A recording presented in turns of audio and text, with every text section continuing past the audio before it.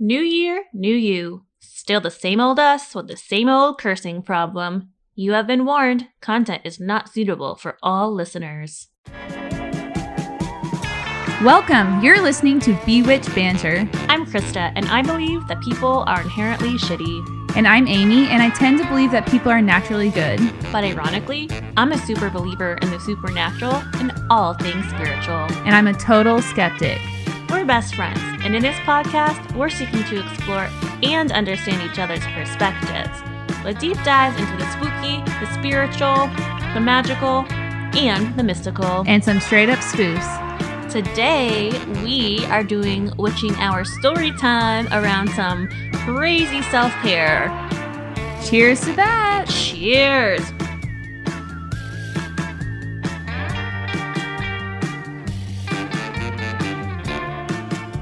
From our brand new mugs. Yes, we are official today. Erica, Krista's sister, was nice enough to get us some mugs that say Bewitched Banter. So we feel like really official. We're really official. And Amy's got this like awesome new mic set up. Oh yeah, I feel like a badass. We're doing things in 22, as we said.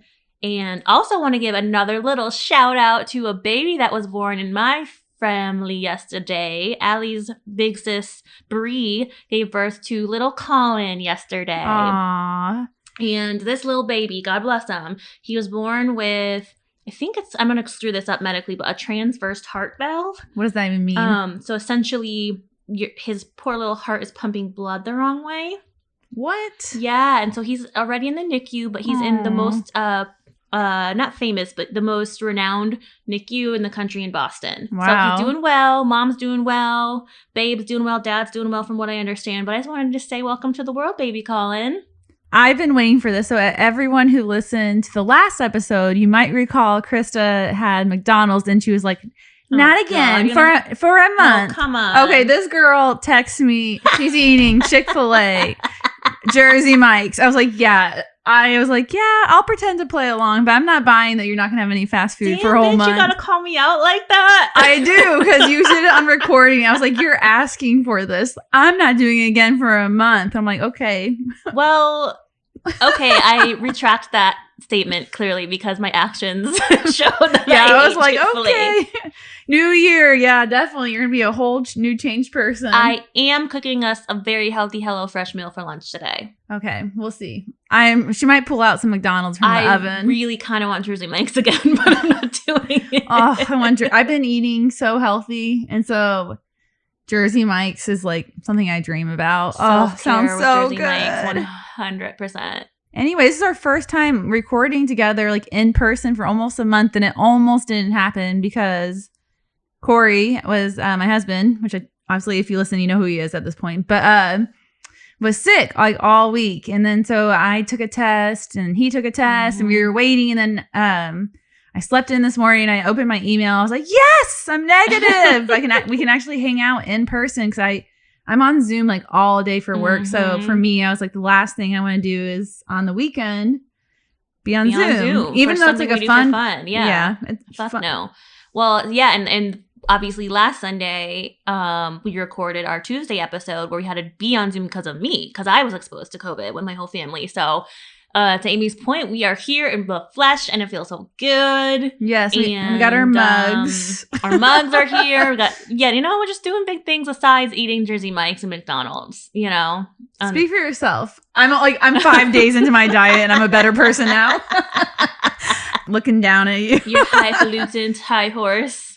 Me and Corey always used to joke that people who diet, half the reason they do it is to feel like they're better than other people. Oh no. Well, I would never eat that. And just having water for lunch stinks. It's weird. I just don't get hungry. Yeah, I wish I had that problem. If you guys understand the reference, it's totally from Selling Sunset. Heather. That's Heather, yes. And she's like the little mousy blonde that's with the guy from HGTV. Is he a hockey player? Nah, the guy from HGTV whose ex-wife looks exactly like her. Oh, I didn't know. Now all of a sudden I'm like, oh, he's HGTV. I'm all interested now because I'm all about my home decor and home stuff. Yeah, I mean, he's nice and whatever, but anyway, she made a whole big stink about she's just gonna have me water for lunch. Well, I don't think she made a big deal of it. I think we made a big deal of it because we're like, who the hell goes out to eat and just gets water? Skinny bitches like those on Selling Sunset. Which totally goes on theme with my story today, actually, which is perfect. Oh shit! Okay. Yeah. Some water.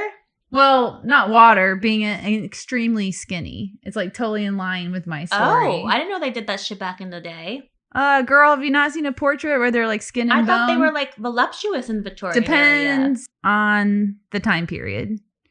So you want me to get into it basically? Yeah, that's good. Okay. That's a good segue. Well, first of all, like even our lifetimes, I was thinking, like reflecting back about like how the media, like obviously there's always like this body standard of what we should all like strive for is always fed to us through like commercials, ads. And I was like thinking about even in our short lifetime, because on 30 years or so, I don't feel like we're that old on the scheme of things. I was thinking about like how we've had the Kardashian period where it's like this alien body with this huge ass boobs, big butt, alien. Like that does not happen naturally. Like, well, I feel bad for the young ones. Kylie and what's the why? other one? No. What's the other one? Kendall. Because they're 15, 14 years old getting fucking surgery already. And when they're older, they're gonna be so ugly. Like they're speaking of alien body and faces, they screwed up their any chance at any natural beauty. I don't know if Kendall has a lot of stuff done. I don't know. One of them already had a fuckload. Well, she looks like Kylie, and she looks like she's like 15 going on like 30. Ugh. Oh, but now I heard they're getting their butt implants taken out. So that is telling me that super skinny is coming back. Oh, great. I liked the voluptuous. I'm a curvy gal.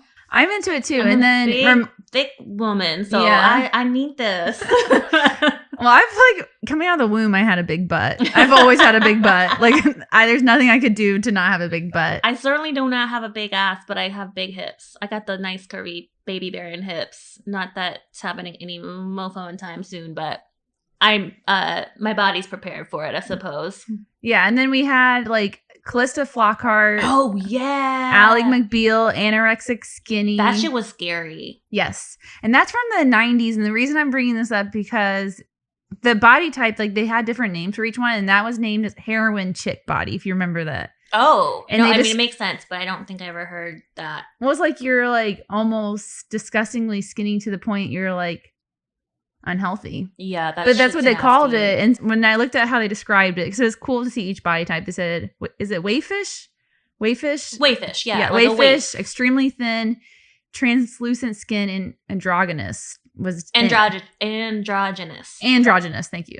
That was in, and I was like, even that's back now.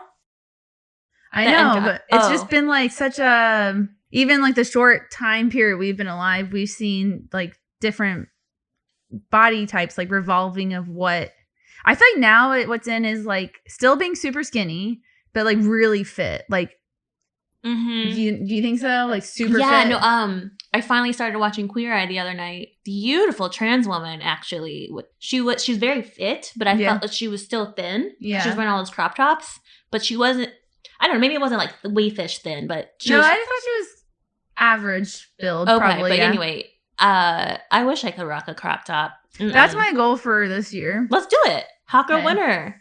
Hot girl winner. Hot girl winner. And if I don't, who cares? So I was like totally thinking about like how much even I think since we were in high school, like how much things are getting better, like the media representing all different body types. Don't you think so? I think it's starting to. And yeah, you're right. It is. Like the Dove commercial was a huge actually case study in my case for PR marketing back in college when they did that. I was just thinking about like, so growing up, like you would only see fat people or bigger people, I should say. Sorry, fat's not nice. You're like, oh, Amy's trying to be all accepting, and then she uses the word fat. Okay. She's not our woke one of the group, but that's okay. Yeah, I'm not. She ain't a woke warrior. Actually, neither am I. I just like to be cognizant culturally, right? Like I'm not trying to offend anybody. I'm not either, but Which, yeah, right. No, just kidding. Anyway, so like you remember, like it would be like Monica. She was only from Friends. Mhm. They'd like show her when she was like big. Oh, yeah. And Alicia Silverstone, I didn't realize, remember how skinny she was? Yep. She got bullied all the time from media that she was big. What? Yes. Isn't that, because I was reading. Was the waif, speaking of that word. Yeah. And she was like saying in an interview at the time, she was like, what kind of example is this giving to women and girls all around the world that you're calling me big? Wow. Good for her. But I think it's getting better. Like, I feel like when you go to Target and lots of other places, Gen Z definitely has been a big part of that. So I will applaud that generation. Yeah. But I do think they're getting better. Like with advertisements, you're starting to see people who just look normal. Totally. But remember the SNL skit with the woke jeans? No. Oh, you always ask me about this stuff and I'm like, I never. You know what? It's funny. I'm going to reference SNL in another story here. And I actually have a note saying how you're like, you're not going to fucking know this. So why am I asking? But they have like zippers and shit and it's all androgynous and it's hilarious. Okay. I'll take your word. I'll take your word for it. You got to start watching it. But anyway. I don't know. Sometimes this is unpopular opinion, I will say, and I'm sure a lot of listeners will be like, what? I think a lot of times it's really stupid. They have funny stuff, but sometimes I'm just like, eh. I mean, yeah, it can, but I don't know. They've got some gems up in there. Yeah, they definitely do. They have some really funny skits, but sometimes you're just like, what am I watching? But that's how I feel about British humor, to be honest. That's how I feel about British humor. It's so smart, though. Oh, speaking of, remember how you guys were trying to get us to watch Fleabag? I loved it. Forever. My hairdresser was asking me about it, and he's like, he's like, so what are you watching on TV these days? And he's like, have you watched Fleabag? I was like, well, to be honest, my best friend and her husband are trying to get me on that for years, but I just said like, British humor is not my thing. Oh my God. But then he talked about how it starts with her like getting banged in the ass. And, like, I told you for a reason to watch it. You'll love it. Anyway. Yeah, that show was, I was so upset. They were supposed to have a season 3, and I think for some reason they didn't bring it back. Like, me and all my girlfriends from home absolutely love that show. I'll give it another shot. It's awesome. I promise. It's like more, I love the fact that it's dark, dry humor. It's a little bit morbid. Like, that's totally up my alley. That's you. Yeah. 100. Yeah, like she says some really like fucked up things, and it's like, but it's funny. But I appreciate that. Like saying things that aren't well, I appreciate people saying things sometimes that are not totally like PC all the time. Yeah, absolutely. Our culture right now is obsessed with being PC. Again, yes, I like to be. You are the woke warrior. Woke-ish. I'm not a woke warrior by any means. By any means. You know how much of a rant I will go on about the students that I teach. Let's not right now. But I'm saying, like, you know I will. Like, as far as, like, the cancel culture piece of it. So I'm not a woke warrior by any means, but I am going to be using proper language. No, I strive for that, definitely. But getting back to our story, because I did have a question. Yeah. Because I'm talking about, like, today in my story, it's going to go over, like, beauty standards that kind of make people do things, like, the outlandish things you thought you would never do. Do you have something you look back at in life now and like be like, I can't believe I did that to be considered beautiful or like on trend? Like, is there anything you can think of that you've done? Oh, yeah. So I have one example about hair, and it was trying to be extra blonde back in the summer. Oh, God.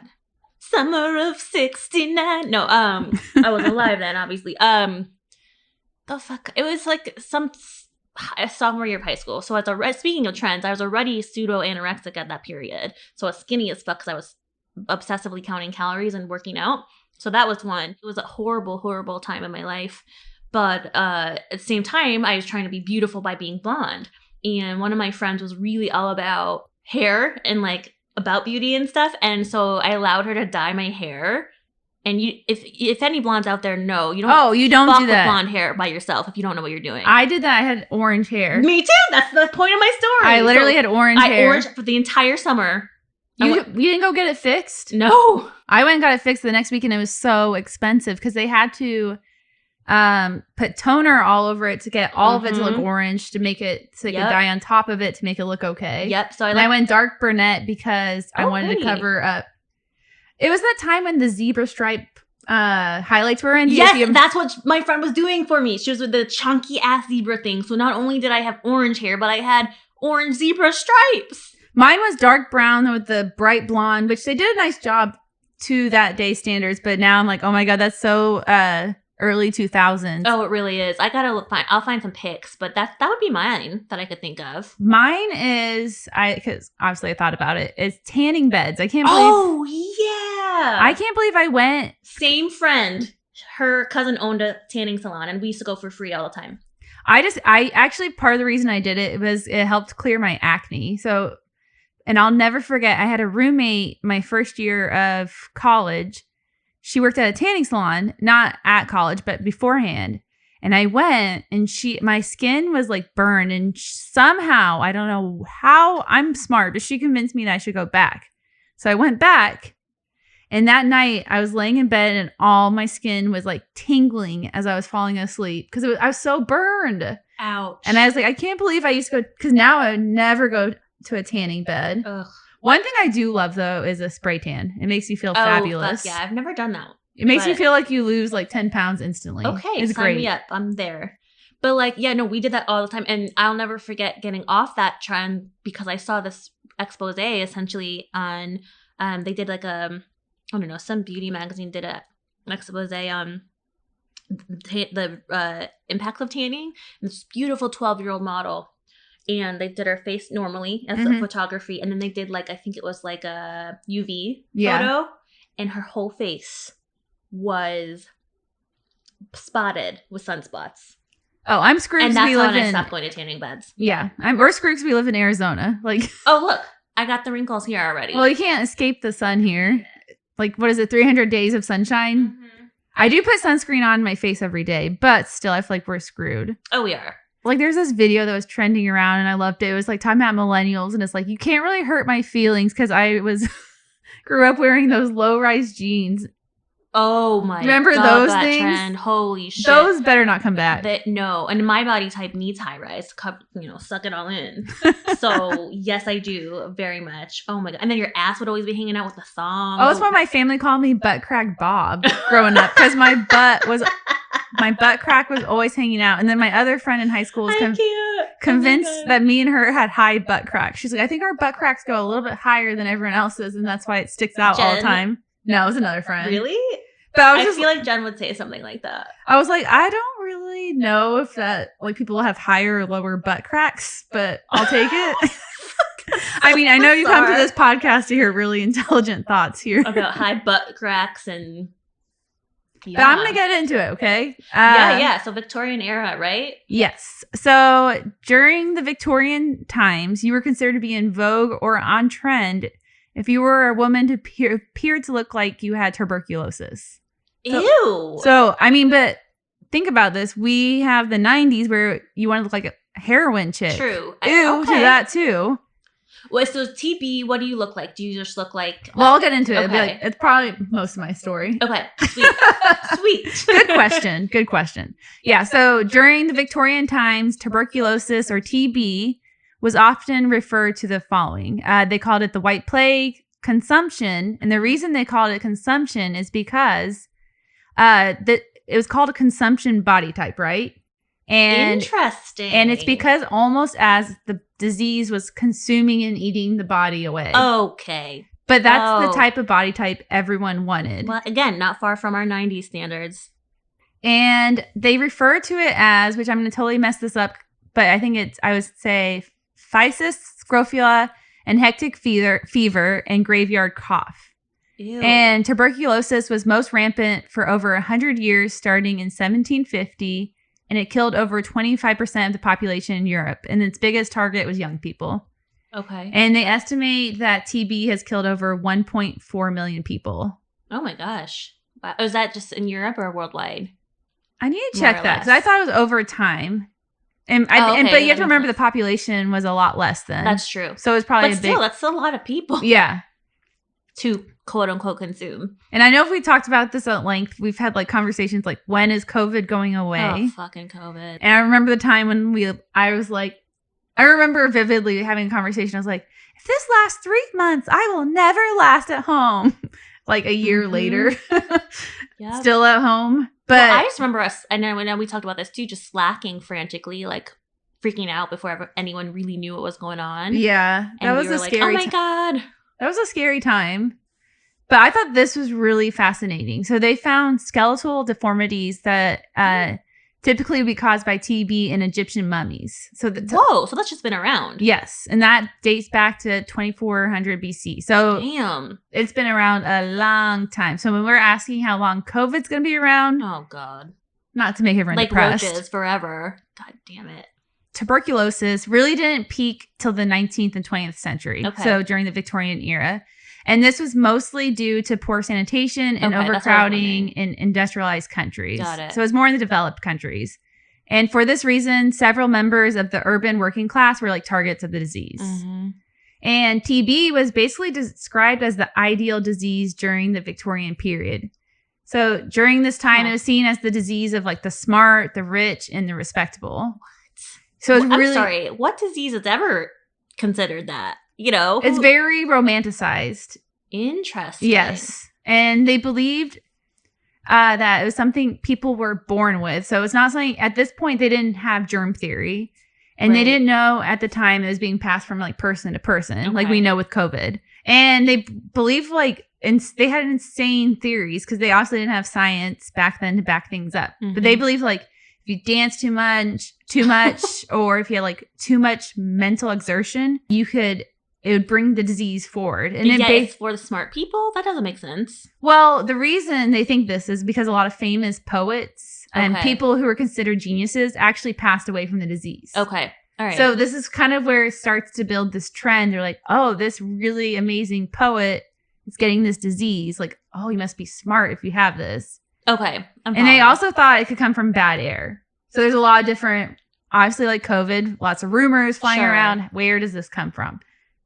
It was obviously considered ideal because, to answer your question, cholera or if you had the plague, you're basically going to be shitting your brain out. Yeah. A lot of people's skin would turn like a bluish gray. Oh. So obviously Ugh. you're not going to look very pretty. So TB was kind of the opposite of that. Oh. So consumption, which they call TB, it's not an instant killer. Like people die very slowly. And a lot of times like their mind's still intact. Okay. And the external body, you would have symptoms, but it would look like you were just functioning just fine. And when women who were considered as upper class had TB, it was associated with being like fragile, feminine, sexually attractive. But of course, when poor people had it, it was definitely not viewed this way. Of course. It was kind of viewed as being like gross. Hmm. And TB would cause people to have almost like a skeletal body type, defined clavicles, white, pale skin, rosy cheeks, and red lips. So imagine like any typical Victorian painting. Okay. Yes. I'm seeing it right now. And you had all this because you had a constant fever. So it's Oh not my like... God, that sounds horrible. I know. No, thank you. And this is pretty much what they were striving for, to look like they were on their deathbed. Almost like a doll, like a porcelain doll. Yes. But it's almost, I think it plays a lot into females. It's like, even today we have this where it's like, keep them small, keep them little, keep their voices, make them fragile. Because if you keep us physically small, then you'll keep our voices small too. Well, fuck that. Not this gal. Let me tell you what. I'm big, I'm loud. Yeah, and it's I like, own it. And I feel like it's been like sexualized, the whole like being really small is attractive. And that's kind of it's gross. It's like a form of infantilizing. Yeah, and that's kind of what TB did in a way. Ugh. And through popular culture, such as like famous portraits, novels, plays, and operas, the disease was really romanticized. Like you have to think about famous poets, like the picture paintings I was talking about. And it was really the disease and the symptoms was associated with being feminine. Okay. And in an article that was published in the Ladies Magazine in 1790, they informed their readers the following, quote, "In the last stage of consumption, a lady may exhibit the roses and lilies of youth and health, and be admired for her complexion the day she is buried." Oh my God, that's so. I might have nasty chills. Like, ew. But it's like, okay, girls, now you just need to look like you're halfway to your deathbed. Put one foot in, and we'll just push you over when we're ready. But as long as you're pretty, that's all that matters. Oh my God. Yeah, as long as you die beautiful. Fuck you. But I feel like this seems outlandish, but it's like our culture is just as bad. Yeah, it is. But so what did they do with men? Like, were men, you know how on news men can be silver foxes and have their salt and pepper? Women, God forbid, like, you can't be old, you can't have wrinkles. And by the way, most anchors have to pay, unless you're on national networks, have to pay for their own fitness and hair and clothes. Men were slightly impacted. They were... Like, would it have the opposite effect where, like, they're too feminine? Like, do you know what I mean? No, that's a good question. I know a little bit. I only know that they really commented on their facial hair. I don't know if they... Okay. Yeah, I was just curious. Most of the articles I read, it was all centered around women. So it makes me feel like men might once again have not got had away the same... unscathed with any beauty standards or expectations. Of course. Of course. I mean, I don't know. I'm assuming not, because you think they would have mentioned it in the multiple stories I read. Right. Basically, if you're not one of the lucky ones, considered beautiful from dying from TB, right? You're healthy. God forbid. Quote unquote lucky one. You ugly bitch, you healthy. And you wanted to fit in, they would use makeup to have like the consumptive chick look. So consumptive is like a calling. And they would put bright red lipstick on, have really pale foundation. They actually would sometimes use chemicals like arsenic to achieve the pale complexion. Ugh. And this part, I was like, oh, thank God I didn't live during the Victorian time. But they would wear corsets to have the appearance of being extremely skinny. Mm-hmm. That I remember. And these corsets were so tight. Like, we all know it like causes shortness of breath. Breaks ribs. Yes. And sometimes it would even displace their internal organs. Hell no. Nope. That's where you lose me immediately. Oh, I'm it's good with my disgusting. curves. Thank you very much. Mm-mm. So this all dramatically changed, though, when a German physician, Robert Koch, or Koch, I don't know which one. I'm going to say Koch. You know which one I'll take. He made the discovery and found out that TB was basically something that didn't happen naturally, but it was caused by bacteria. And so as soon as this information was like made mainstream and people knew about it, because I'm sure news didn't travel as fast as it does now. And no longer was like the ideal disease for the rich and the famous. This soon became associated with like the disease of the poor, or the disease of like the immigrants and minorities who lived in like these crowded homes and like in less sanitary conditions. See, that's what I was thinking of. But I had no idea this pre-period of the wealthy. Wow. Yeah, and it's really interesting because this is the first time that health really became a marker of privilege, which you talked about in your like the psychology and how like self-care started. This is really the first time that changed. Got it. And so we all know that there's health campaign efforts that have been seen the past 2 years. Wear a mask, wash your hands. So they had their own health campaigns, and they're pretty weird. So one of the first large-scale American and European public health campaigns stated that women needed to stop wearing long trailing skirts. That these skirts were sweeping up the germs, and women were responsible for bringing home the disease. Oh, of course we are. Who else would it be, right? God forbid. It's all the women. And it's not the men who were likely the engineers of the time not providing proper fucking sewage. I can't. Make me a sandwich. Make sure you wear a dress that only goes to your ankle when you go get the ingredients. Oh, beyond your ankle. You better not show a fucking toe. Anyway, so yes, that is when it changed to that they should only wear dresses to their ankles. Make me a sandwich. You tell me make you a sandwich. We'll see what the fuck happens. No. Make me a sandwich. Wear an ankle-length dress. Oh my God. And a corset where you can't breathe. Oh, okay, let me move on. And so it changed everything. It changed how people decorated their homes, how they started dressing. So originally, they would wear dresses made of really like thin, opaque fabric. Okay. And they started to wear what I imagine like a really starchy, thicker fabric because they thought it would help protect them more from bacteria, basically, and germs. And I'm sure every woman was like, thank God they made this discovery because corsets soon became another target of the public health campaign. It was actually believed that corsets made symptoms of TB worse because it limited the movement of the lungs and circulation of blood. thank God they actually thought of the woman and decided to make corsets with an elastic fabric. Like, why didn't they do that to begin with? Yeah, because wasn't it whalebone?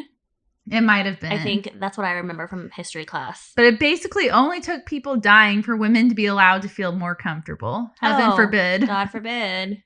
But this answers your question. I was trying to remember this. But yeah, men's fashion was also impacted. So it was fashionable before this for a man to have like a big beard, like I said, the facial skin, or facial hair, not facial skin, mustache, and sideburns. It was assumed dangerous to have facial hair. Right, because of the disease and bacteria, right? And I love this quote. An American doctor named Edwin Bowers was quoted in McClure's magazine saying the following: "There is no way of computing the number of bacteria and noxious germs that may lurk in the Amazon and jungles of a well-whiskered face, but their number must be legion." Legion. I love it.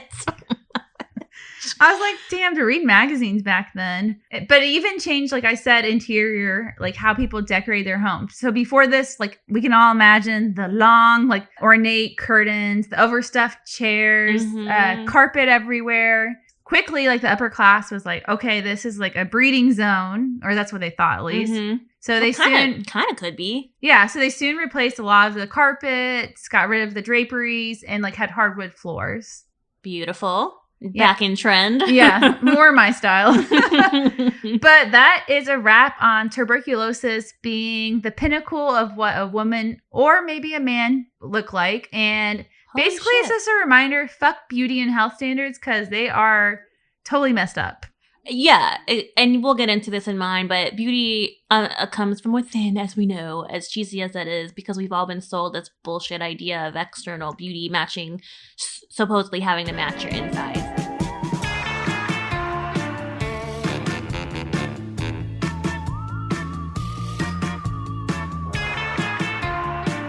So let me start by saying, if you're wondering what the fuck Goop is out there, listeners, I'm right there with you. In fact, I even titled my notes, "What the fuck is Goop?"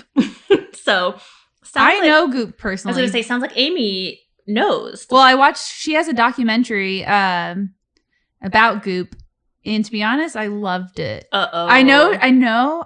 There's a lot of controversial things about Gwyneth Paltrow and Goop, and I don't agree with what she does, but I bet if you watched it, you'd be sucked in. Because they do some weird, like, I just thought it was so fascinating to me how they just do like trial runs on different health things. And she tried, can never say it. What's that thing where people go to like South America, the drug? Ayahuasca. That was one of the episodes. Oh, she did it? She didn't. She sent her assistants. Oh, of course she fucking But they did. wanted to. Mm-hmm. No, that's funny that she sent her assistants, because as I'm going to get into, she is known as maybe being a harsh boss, and I'll get into that in a second. But I kind of knew that a little bit. Let's start with the name. For those of you who don't know or have not seen the documentary on Netflix, I have not yet either. I'll be very frank. I didn't take the time to watch it for this piece, but watch it tonight. I will. So you can tell us next week what you think. I will. I'm very curious to see if I'll actually like it after this research. You know what I mean? Because you said you liked it. So I liked it, but I didn't know any of the stuff you're about to tell me. I hope not. You might. But let's start with the name. If it's not covered in the documentary, I hope not. But does it stand for anything or any of its products? Like her vagina smelling candle? Oh, yeah. We'll get to that for sure. That's the most notorious one, on top of the vagina eggs, which is fucking ridiculous. But you know, Goop to me sounds like what some of her products might actually be. That's why I thought it was called Goop. Like, slap some Goop on your face or up your vagina. But actually, no. Paltrow, being more than just a pretty face, is actually a pretty damn smart business lady. Well, GP, Gwyneth Paltrow. Exactly. And we're going to call her GP from here on out. So when founding the company, she consulted apparently a world-famous designer and photog turned branding legend named Peter Arnell. And he's worked on brands like Chrysler, PepsiCo, Reebok, Donna Karan, and Unilever. And he told GP rather that all online companies who are successful have double O's in their name, probably akin it to Google. So taking interesting. Yeah, taking the OO, she simply added her initials GP as bookends to make Goop. What other companies have double O's? Google's the only one I can think of. There has to be plenty. Zoodles or I don't know. What I don't else? think that is one. What else? Aside Google, I don't honestly know. Anyway, we're not alone though in asking what the fuck is Goop. So much so that the company was parodied not just once, but twice on SNL. So I know. I totally knew they would make fun of her. And what she was. I mean, she's an easy target if you watch the documentary. Absolutely. I mean, so I know, again, you don't watch SNL nearly as often as Corey and I do. So here's a bit of the recap of the two skits and a little quote from Pop Sugar to kind of recap them.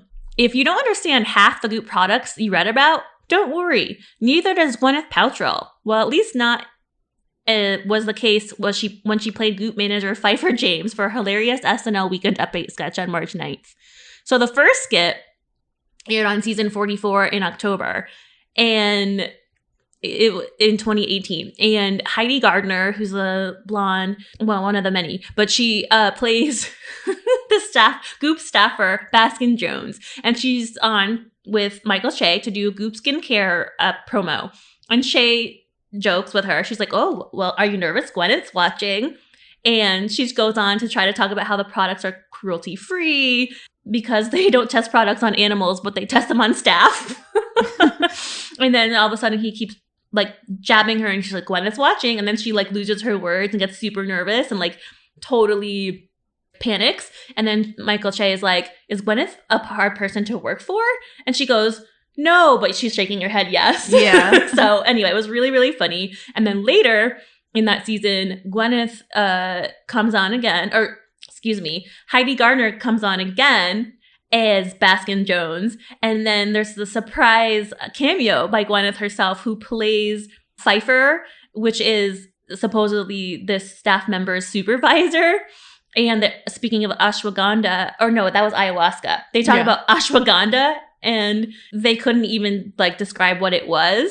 And so they're like, let me describe to you what salt is instead. Then she called it Wakanda, like the movie Black Panther instead.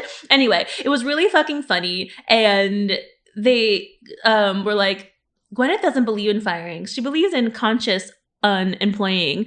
And that's an God, that's so book. that is so Goop. Yeah. Well, like I only know from they do some weird stuff in the documentary. There's like one where it's like energy healing. So this guy would come and they would lay on a flat surface, like kind of like a massage chair, if you imagine. And the guy would hover his hand, and he said he was like healing them with energy. And then the employees were like convulsing and stuff. And I was like, oh my God, this is the shit I can't get behind. About mob mentality shit, right? Like, but you gotta watch it still. Okay. I absolutely will. But anyway, at the end, they ask what Goop stands for, and it says Gwyneth opens our paycheck. That was cute. And also, the conscious unemploying is an homage to her book, Conscious Uncoupling, from her divorce from Coldplay's lead singer, Chris Martin. Oh, yeah. I forgot they were married. And essentially, it's celebrity lingo for divorce. So essentially, I have gone through conscious uncoupling. Most recently. I love it. I thought it was pretty down to earth of GP to actually make fun of herself like that so publicly. She actually starred in Saturday Night. Yeah, so she played Baskin Jones' supervisor in that second skit. Oh, gotcha. Okay. Not as herself, but Gwyneth. I missed that part. Was playing this supervisor. Oh, okay. As a follow-up. So she was just making fun of herself, which I thought was pretty cool. Yeah, I would agree. You know, if you can't laugh at yourself, then what the hell's the point? Yeah, definitely. Despite me not agreeing at all with her promotion of pseudoscience bullshit, I think, you know, at least she's a funny actress-ish. I used to love Sliding Doors. Oh, never seen that. What? What's that? It's so cool. It's a movie where it's all based on like a chain of events. So I think she lost her job or she got sent home and she runs to the metro and the door's shut, right? Mm-hmm. And from that scene, it tells you what her life would have been like. And then the other scene is her getting into the metro in time. She gets home, finds out her husband's cheating on her. And it's like just like the 1 second how it could change your whole life. That's kind of the premise of the movie. Very cool premise. It was a good, well, I say it's a good movie. I thought it was good in high school. So let me put that No, but there. the premise is cool. Yeah. You know, who knows how speaking of 90s references, you know, we were super corny back then. But again, thought it was really down to earth of GP to show up like that.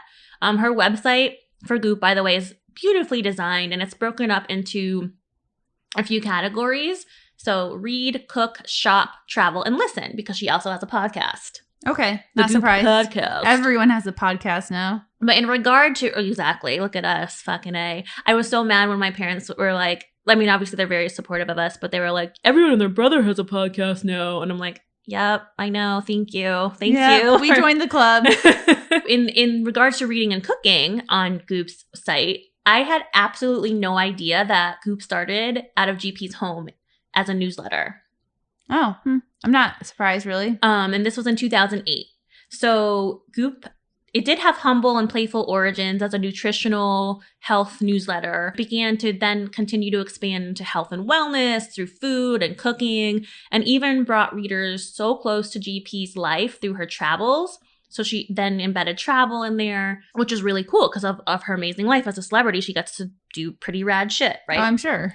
So there's a lot of her images of her around the world and traveling and doing really cool shit that we all wish we could do. But this is where I start to get into some, I don't know about it. By 2009, Goop had the newsletter had almost 150,000 subscribers.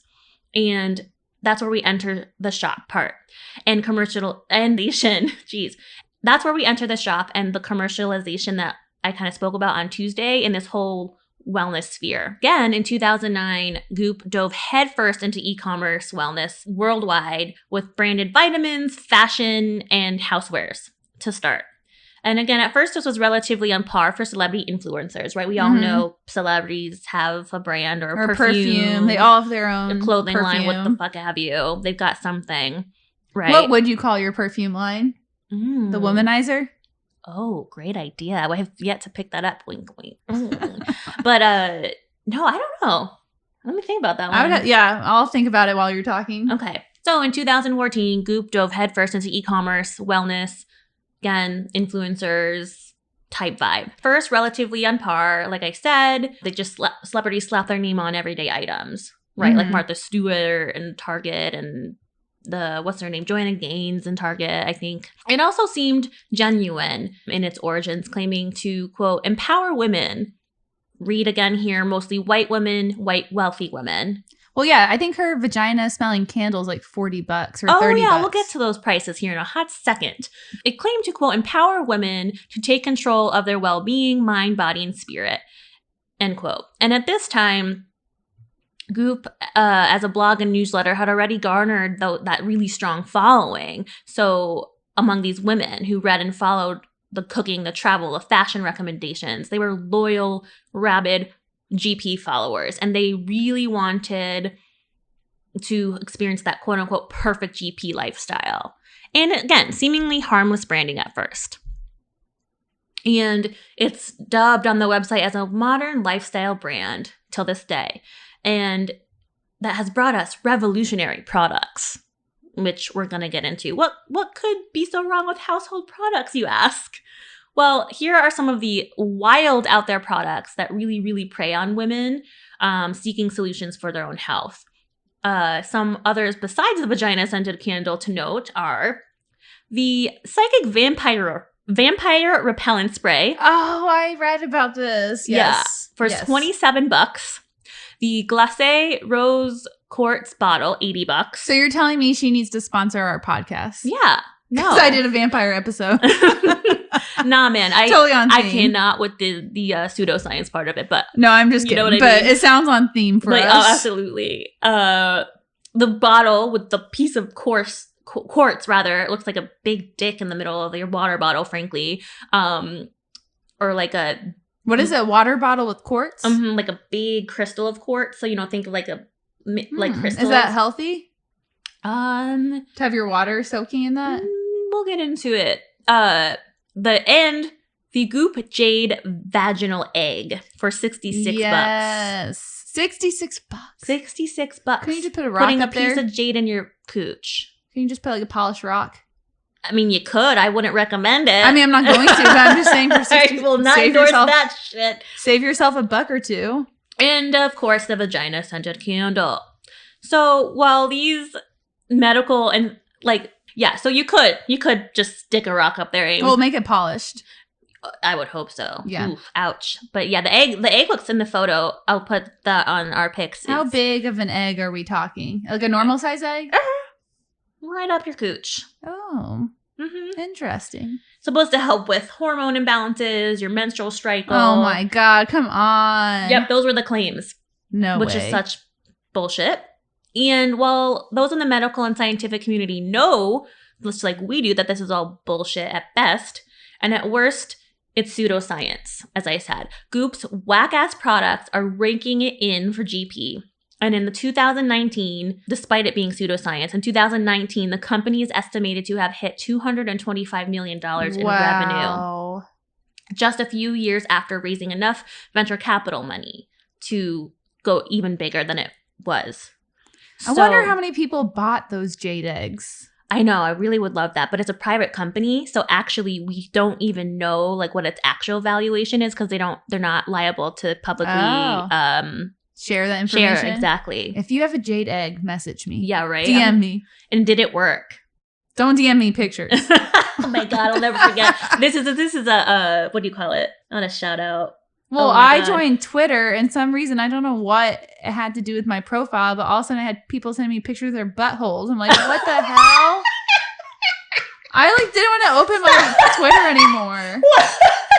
And I told my friend Patrick, I was like, you never told me this. I don't think I'm done. Yes, they would spread their butt cheeks and then send me a picture of their butthole. Oh why was I a victim to buttholes? Oh my God, I'm dying. Why? I have no idea. Patrick told me to just change my profile picture. Was it gay Twitter? No, I was just on regular Twitter, and I was I can't. I was randomly just having people send me pictures of their buttholes. Oh my God, Ames, what the fuck? I'm scarred. I don't know what about my dick pic. Like what an unsolicited dick pic. Well, that's a little different than someone sending you. I was like, what does my profile picture say about me that I look like I want to look at a butthole? I can't even continue because that's so ridiculous. And they were like pasty white, and I don't know. I glanced at it for a second. It was gay Twitter. You got somehow in. I swear that's what happened. How? There's black Twitter and there's gay Twitter. I was tweeting normal things. I don't know. This is not an invitation for y'all either. You're gonna get bleach butthole pics immediately. So I don't like your podcast. Let me send you a picture of my butthole. Oh yeah. Okay. Okay. Just a few years after raising enough venture capital, they already hit $225 million. And according to one of my sources, one of your sources? You have a secret investigator on Goop? You have that kind of money? Bewitched Banter has $0 profit dollars at this moment. Oh my God. We're in the negative. We are in the red, as you pointed out to us. Actually, we have someone. We actually have probably $8 because that guy, the Patreon. Oh yeah, thanks, Jerry. We need more, so please. That's a nice reminder to support our asses. Our yes, thank you. Our no. Yes, we would love your support. Okay. Quote, Goop embodies the extremes of wellness culture and pseudoscience permeating into mainstream adoption. And quote, that's why it's so dangerous, obviously. And that's very much what I talked about on Tuesday, where you have the celebrity cachet, so people are already obsessed with GP. And then her loyal fans are seeking this, again, perfect GP lifestyle. And unfortunately, this marketing was genius because the fans proved that they were still willing to spend crazy amounts of money on everyday bullshit or crazy shit. Mm-hmm. Like the vaginal egg. Well, marketing is can be the devil because they're so smart with how they... Girl. I mean, I have been so sucked into some products. You just look at it and you're like, the way they just Genius. It's almost like you sit there sometimes and you look at a product, you're like, oh my God, my life is going to be changed with this. Oh, yeah. Like That's some good ass creative geniuses. and advertising. Absolutely. Your Don Drapers of the world out there for sure. And it's Our really Daniela dangerous. Drapers. I'm on my Don Draper couch, by the way. I'm loving it. Our new pod loft in my apartment is a very Mad Men era. I wish Don Draper was actually sitting on it, but that's another story. So anyway, one final item that's batshit, a $725 pajama set. $725? For a fucking pair of pajamas. Wow. Yeah. Are they made out of like gold thread? Or her fucking pubes? I don't know. I mean, like, honestly, like, it's ridiculous is the point. So many times we hear about like these insane products and we laugh it off, right? But GP and Goop, unfortunately, provide legitimacy.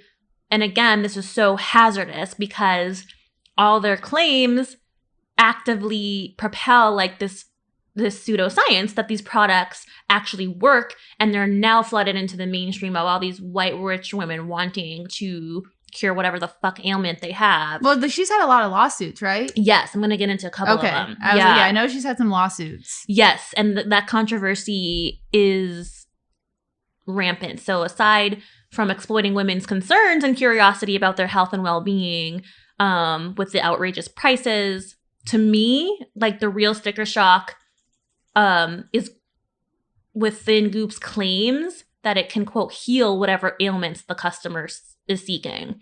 What kind of ailments are they seeking? So your hair, your period, for example, with the vaginal egg. So what is the vaginal egg supposed to do for you? It's supposed to like help with hormone imbalances. Oh, that's right. Okay. And menstrual cycle and that would help pain. with like cramps, PMS. Yeah. Okay, that makes sense. And they're promoting these unrealistic beauty standards to be miracle cures, and it still does that to this day, as we know. And the company, unfortunately, is really viable commercially because it began to promise that its products could do way more than what science could ever prove. And that's where she gets into the trouble. So she made headlines with that said vaginal egg in September 2018 over its legal troubles. So it said the company said that this egg could balance hormones through crystals. Oh my God. Holy shit, my sister, shout out sis, you must be screaming by now. This lawsuit, though, was settled for only $145K, which is legit fucking pennies. Well, you said she's worth $225 million. And that's only Goop, right? God knows her acting, bill, right? Like, she's got that shit, too. So $145K is legit pennies for a celebrity like her. Wow.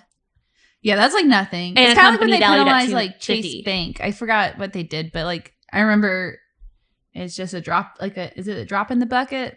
Yeah, drop in the bucket. Oh, here's the egg, by the way. Yeah, a normal size looking egg, but it's made of jade, and you're supposed to here's your answer. Length, 1.57 inches, width, 1.18 inches.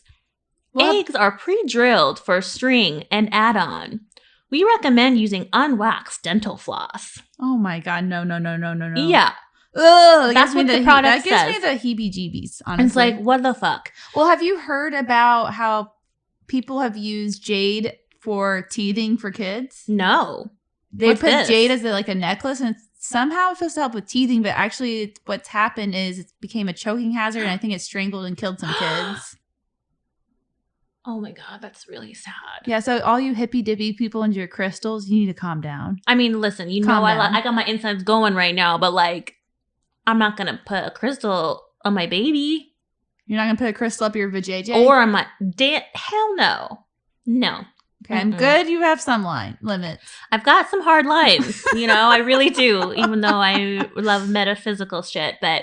What pisses me off the most, though, of course, as a PR woman, the statements by the company to address these quote-unquote, like, false marketing claims are this. Oh, it makes me so mad. Quote, as we have always explained, and Our advice and recommendations included on Goop are not quote-unquote formal endorsements, said a Goop spokesperson.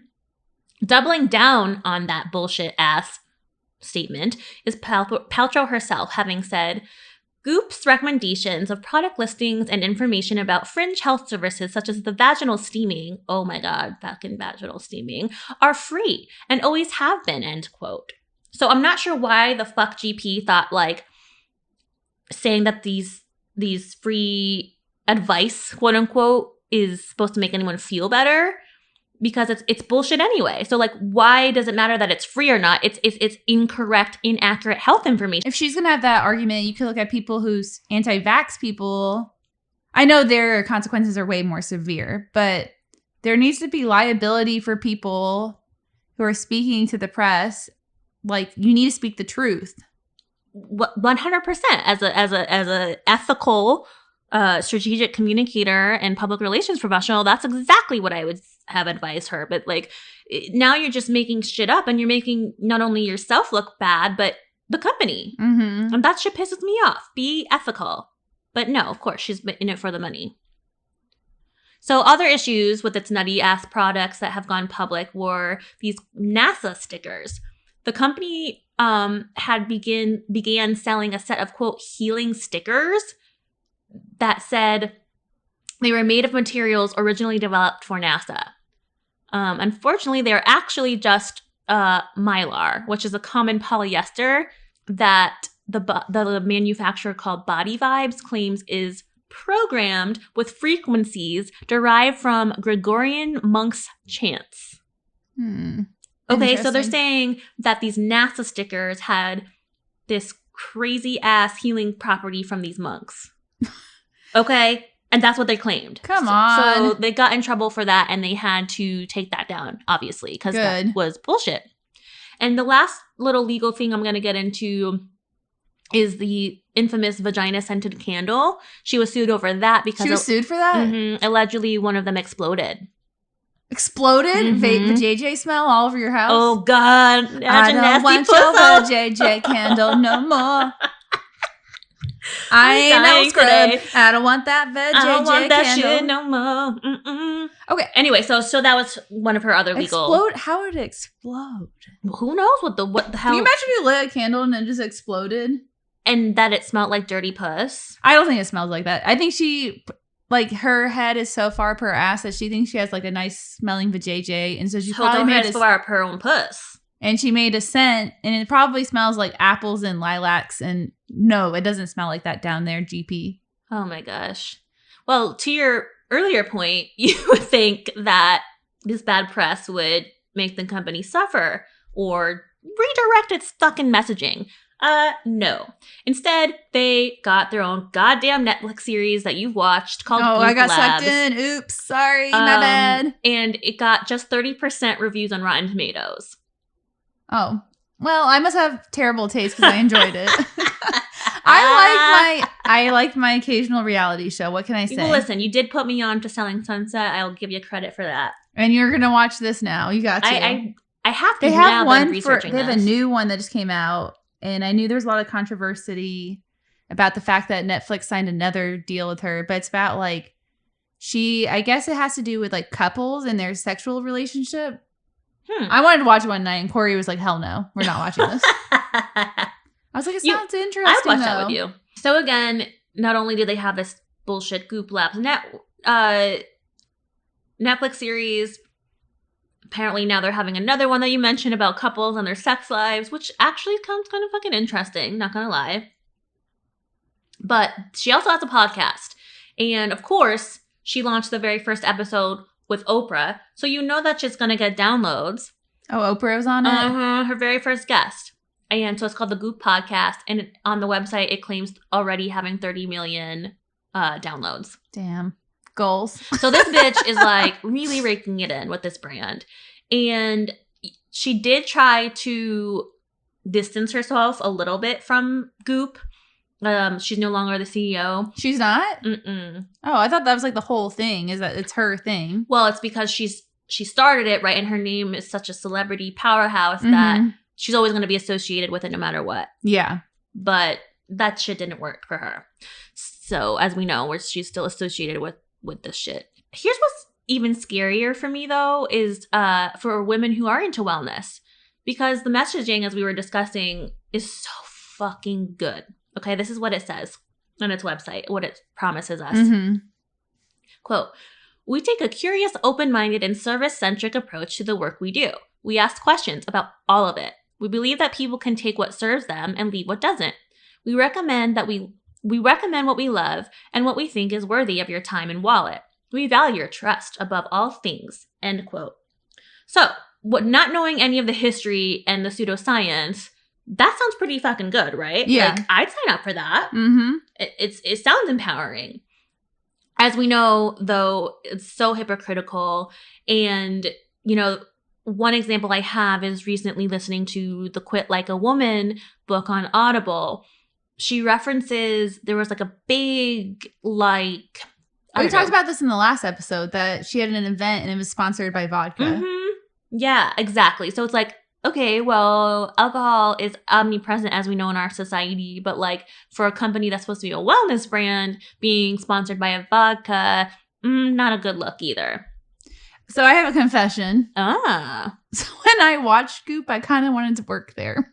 Oh no, why? Because it seemed cool, like to try, like what they do is like they go out and try like all these different health routines, practices. So they really do practice on their people? Or test on their people? Well, holy shit. I don't know. Just an SNL joke. Oh my God. I thought it, honestly, I should be, maybe, I don't know if I should be ashamed, but I kind of watching it was like, I would totally be into this and I would like to work there. It was probably just because it was like, oh no, you're getting sucked in. You would feel like this if you watched the show. Okay, I'll let you know after I watch it. It's probably production 101. They did a great job, but it seemed glamorous and fun because I like learning about how I can be more healthy, and I was like, that would be totally up my alley. I don't agree with all this crazy your job for Goop. What? I said, are you going to leave your job for LA? Go to Goop. Okay, I don't know if I should be ashamed to admit this, but if she did call me and offer me a job, I would take it. Don't be ashamed. Do you, boo-boo? Gwyneth Paltrow calls me. I'm not saying no. Yeah. Hell yeah. I wouldn't even hesitate. Oh my God. No, of course. I know you're bashing her, but I'm here sitting. Yeah, I would work there. No, they probably pay well too. I think she has, I don't know. I draw the line always between intent and not. Like, for me, it's about not walking the line of like, if you're going to claim to be empowering women. But she may feel, I don't know.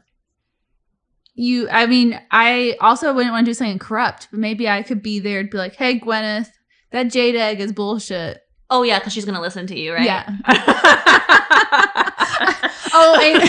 Yeah. Amy Holt, by the way. Well, okay, this scenario is not happening anyway. We're dreaming about Gwyneth Paltrow calling me and offering me a job. Oh, my God. Listen, watch it happens next week. The target market person, because I would be the one sitting there and be like, this is BS. This is BS. You just said you loved it.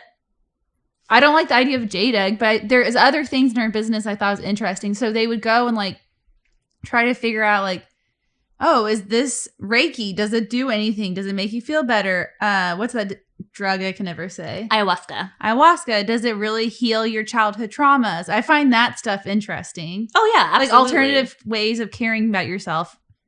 Yeah, alternative meds. I don't like the fact that she turns around and they probably don't even really buy it, that they turn around and sell it to people. But I find the whole idea of like trying different things out.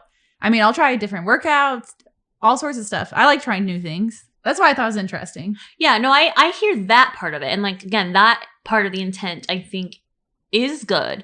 Where we have an issue is that it's not medically backed up and that she's just shamelessly promoting this shit as if it does have health benefits. No, I think that's wrong too. And that shit pisses me off. I would work there. So she even got flack from... What happened? Oh, I said, but I would work there. Give me a call. GP, if you're listening, Amy Holt's number. So outside the US, she even got flack from the National Health System in UK. And they criticized the series and all of Goop's misleading claims of their online products as abhorrent, and even called those close behind it quacks, charlatans, and cranks. Not the worst thing to be charlatans. I mean, if I work there, that's not the worst thing I've ever been called. What's the worst thing you've ever been called? I can't say it on recording? Well, this is not regulated by the FCC, so we can say Actually, whatever I the don't fuck know. we want. I don't know what I've been called. It's the worst. I feel like bitch. All those things are like shallow. It's more if someone says something about like your character. Yeah, that's when it agree. hurts. Like you Lazy. can call me anything under the book. I'm like, yeah, those are generic. You could call anyone that. It's when someone says something that like you're already sensitive about, then it really hurts your feelings. That was deep. I agree. Yeah, wholeheartedly. I definitely got called a dyke in Old Snotsdale. What? Because I have short hair. Well, because who the fuck called you a dyke? I'm gonna kick your ass. Dyke, get to the back of the line. What? I'm sorry, a bouncer said this to you? No, so Caitlin, my friend from home, came to visit and she was drunk and she just like walked into the club without waiting in line. I was like, oh, that's my friend. I like don't want to lose her. So I try to follow her and I know I was like kind of cutting the line. And this person turns to me and they're like, Dyke, get to the back of the line. My God. A dude or a chick? I can't remember. Oh, wow. That's wrong on so many fucking levels, but like I don't even really care. I thought it was kind of funny. Oh my God. People are fucking Scottsdale. Well, you know what? They're the perfect market for Goop. Yeah, they are. They really are. Old Snotsdale. So she got called out obviously in the US and even in the UK. But again, sadly, like so many things in our society, any press is good press. And that is seeming to be the case for Goop. It sucks because again, it's attracting desperate women to these things that don't work. But as the craze of Goop really, really got going, the Atlantic journalist named Amanda Mull went a little bit boss undercover style and did some secret shopping of Goop. So in her article, I Gooped myself. I spent $1,279 of the Atlantic's money on creams, crystals, and a vibrator from Gwyneth Paltrow's wellness empire. I didn't know she had a vibrator. Yeah. Things got weird is the headline. And it's fantastic. So she chronicles, Amanda Mull, again, the journalist, amazing writer. She chronicles how the brand sucked her in as well. And so many other women. And ultimately, she really calls GP and Goop out. Amanda starts the piece by saying how one day she just reeked in her office. Like, not stinks, not a little BO, fucking stank. Why? And she's like, what the hell? What the hell? She's trying to rack her brain. Like, what is it? It's not just deodorant. I don't just need a shower. This is like nasty. Yeah, like when you know you have to go home and shower. Turns out that morning she had taken one of Goop's vitamin packs called Balls in the Air. Of course. That's a great name for it. It is kind of a funny name. I'm not going to lie. But this mix is potent of B-complex supplements with nearly 3,000 times the amount of the recommended dose of niacin and B12. I heard if after your body just rejects that stuff. Yeah, exactly. So it's probably what was causing emitting the smell. Exactly. And so she confirmed that too much from her research and Googling, why the fuck do I smell? Yeah. She looked at the vitamin ingredients and was like, oh shit, too much of vitamin B can make you stank. Wow, that's interesting. Yeah. So despite her stankiness, Amanda continued her secret shopping spree and spent, again, almost $1,300. I bet she got like barely anything for that too. Oh, well, she said she got some scrunchies, candles, the vitamins that she took only one pack of because of the smelliness, and the vibrator. And that's it for $1,200? I think there were some other little trinkets in there as well that she had tried, like facial creams that she actually liked. So you have to be very privileged to use her stuff. Exactly, which is, again, another prong of the fucking whole problematic scenario with the brand. So at the end of the day, I mean, she calls it out as total bullshit. And like, not only that, but speaking of body standards, the store that she went to in Manhattan had like all these black lined cars out the front for these wealthy celebrities and rich people and women. And two little like blonde sorority girls were her cashiers, of course. And they tried assisting her out to her car, assuming that one of the black Audis was hers. No, of course it wasn't. In the store, though, she was saying how, think of like any like Scottsdale boutique or like Rodeo Drive, like fancy schmancy shit. All the clothes, even though they advertise for large women or plus size, women, were all like skinny mini clothes. Oh, okay. That no average woman could wear. Yeah. And so bullshit there too. Mm-hmm. And she calls her right out on that. But essentially, the vibrator was the funniest story. Speaking of, it didn't work. It didn't come with batteries. And she describes the story of her like looking around her house for fucking batteries after she finally found her batteries in the middle of the night. Unclear of whether or not she actually tested the product. I'm sure she did. But after that, she said she couldn't turn it off and she had to muffle it in her sheets because it wouldn't turn off. She did say a few of the creams she loved, but for the most part, everything else was all inflated and just really well marketed, unfortunately. To wrap it all up, again, this is my theory, and this is a quote from that Atlanta article by Amanda Mull. But when a company spreads misinformation and promises health benefits, it becomes an ethical question. Should we, quote, open a dialogue or take advantage of consumers, end quote? I think she's taking advantage of customers. Exactly. And again, it's really sad when so many wellness companies really do this. And peace be witches. Peace.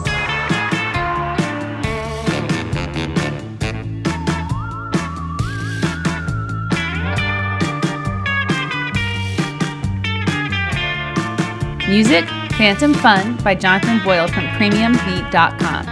Podcast edited and produced by Krista Hinz and Amy Holt.